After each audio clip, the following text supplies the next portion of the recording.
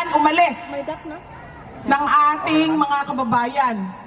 At masakit din sa mga naiiwan doon, tulad namin, na wala kaming mapupuntahan dahil wala namang kaming bahay sa ibang bayan, sa ibang bansa, sa ibang lugar. Nandun lang kami, nandoon ang aming mga anak at nakikita namin araw-araw. Bakit ganito sa Pilipinas? Bakit doon sa ibang bansa? Dahil, alam niyo ba, alam niyo naman kasi nakikita niyo ako, naglalakad lang ako dito. At kung nagmamadali, nagbabas, nagtatram. Bakit doon sa atin sa Pilipinas, sasakay ka lang ng bus, bakit parang makikipag-agaw buhay ka? Nag-aagaw buhay ka. Sasakay ka lang ng bus. Buhay. Totoo talaga yan. Diba? Ang daming-daming namamatay sa tricycle, nababangga, nang-hold up. Bakit? Bakit? Basta lagi. Masakit sa akin. Lalo na, gagagaling ko lang sa Qatar, ma'am. So doon sa Qatar, meron silang national ID. Sabi nila sa akin, lahat ng pangangailangan nila nandoon sa loob ng national ID nila. Ganito din sa iba't ibang bansa, diba? Nandun na lahat. Healthcare mo, driver's license mo, utang mo nandoon. Diba? Nakikita yung utang mo. Nakikita doon kung nahuli ka na ba o hindi. Nakikita doon lahat. Nakikita. At pupunta ka sa hospital, o ayan ang health card ko, babayaran niya ng gobyerno ang aking pagpapagamot. 3 years na lang! Takbo ka na! Dito doon sa atin sa Pilipinas, may nagkasakit. Takbo, dito, congressman, pahingi. Takbo dito, mayor, pahingi. Takbo dito, konsehala, pahingi. Tapos, pagpunta mo sa PhilHealth, 2,000. Bibigay sa iyo. Wala nang pera, PhilHealth. Daming buhaya? Gusto natin ng mas maganda na kinabukasan para sa ating bayan. Hindi tayo titigil, ICC, balik nyo sa amin, si Duterte. At hindi tayo titigil na paghingi sa ating gobyerno na ibigay ninyo ang karapat-dapat na nakikita namin para sa aming bayan. Dahil nakikita namin sa ibang bayan yon, ibig sabihin, pwedeng mangyari yan. Dahil nakikita namin sa iba.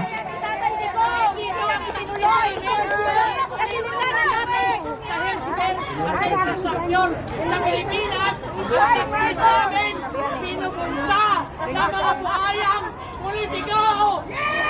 Yan. Dito, ang taxes na babalik sa social services. Overload ko yan, Sa Qatar, wala silang taxes. Baka may mag-isip sa inyo lumipat ng Qatar.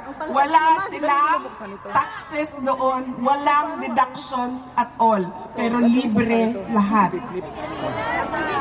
Dahil, ano ba, ang treasure o kayamanan ng isang bayan ay hindi ang mga politiko. Ang kayamanan ng isang bayan ay ang mga mamamayan.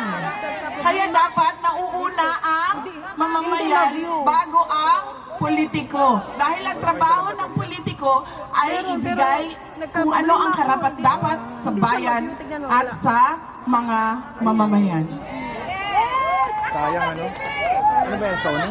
Kaya huwag ninyong kalimutan sa araw na ito, May 31. Pagpapasalamat sa Diyos, pananawagan sa ICC, huwag tigilan hanggang hindi ibalik yan.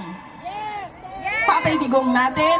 At pangatlo, panawagan, demand sa gobyerno ng Pilipinas. Ibigay ninyo kung ano yung karapat-dapat para sa taong bayan at sa bayan. Yaan ang tatlong mensahe na kailangan natin isa puso at isa isip lagi. Na kahit saan man tayo pumunta, ay kailangan natin magkaisa. Na gawin at magkaisa sa panawagan at magkaisa sa demand natin sa ICC at sa ating pamahalaan. Hindi po mahalaga ang reconciliation. Bakit ba? Bakit mayroong reconciliation? Mahalaga ba ang problema natin na personal? Di ba? Mahalaga ba ang away nating dalawa, ma'am? Hindi. Anong bang pakialam ng mga naghihirap, nagugutom, hindi makapag-aral sa away nating dalawa? Unahin natin ang trabaho at unahin natin ang pangangailangan ng taong bayan. Correct! Yaan yung trabaho nating lahat bilang mga mamamayan at mga mamamayan na nagmamahal sa ating bayan. Yan po ang kailangan natin gawin, isa puso, isa isip. Yan, hindi matatanggap naman Yes, yan. ma'am. Mag-message siya. Ilagay natin yan lagi sa isip, ilagay natin yan lagi sa ating, ipasok natin yan sa ating puso. Kaya kahit saan man tayo pumunta, alam natin kung anong sasabihin natin sa lahat ng lahi. Hoy, ICC, unang-una, ibalik ko yan. Pangalawa, oy, kami pala yun, nasa gobyerno ng Pilipinas. Oy, Inday Sara, magtrabaho. Yung iba rin may nag-message din. Huwag na yan unahin yung pakikipag-away. Personal na mga problema ng mga politiko. Yan po ang kailangan nating gawin at yan ang ating panawagan. Alam niyo po, madami ang nag-celebrate ng May 31 dahil birthday ni Sir. Why, Sir?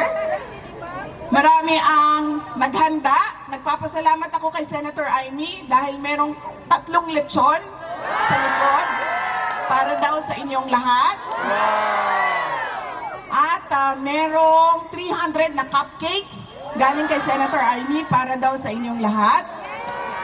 Sa Pilipinas at sa iba't ibang lugar sa mundo, madami ang nagpa-party at nagpa-Thanksgiving. Marami ang nagpa-feeding at nagpakain sa mga gutom. Marami ang namigay at nag-share ng blessings nila sa iba't ibang mga kababayan natin doon sa iba't ibang lugar sa Pilipinas. At marami ang nagbigay ng kanilang mga birthday wish.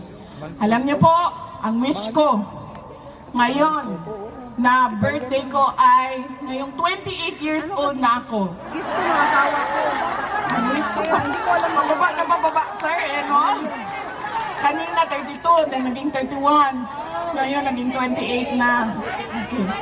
Pagkatapos ko dito, ay 15 na lang talaga yan, sir. 15 years old.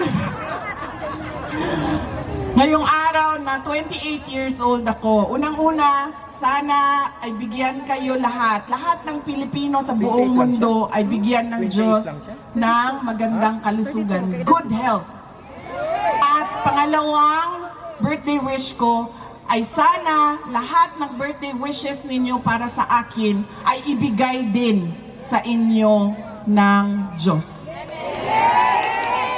Papasalamat po ako sa kasiyahan ninyo sa araw na ito dahil meron tayong sineselebrate pero nalulungkot din tayo dahil hindi natin kasama si dating Pangulong Rodrigo Duterte. Na sana ay sa susunod na May 31 ay makita ninyong naglalakad na siya, nakalaya at maka-attend ng mga birthday at celebration at makabalik na siya sa Davao City bilang mayor ng syudad ng Davao. Yes, ma'am. Sabi nga nung mga Qatar, ma'am, sana naman bago pa sa pag-uwi daw ni Pangulong Duterte ay dumaan siya ng Qatar. So sana din na pag siya ay nakalaya ay pwede siyang mag-program muna dito. Sa The Hague bago siya bumiyahe pauwi sa Pilipinas.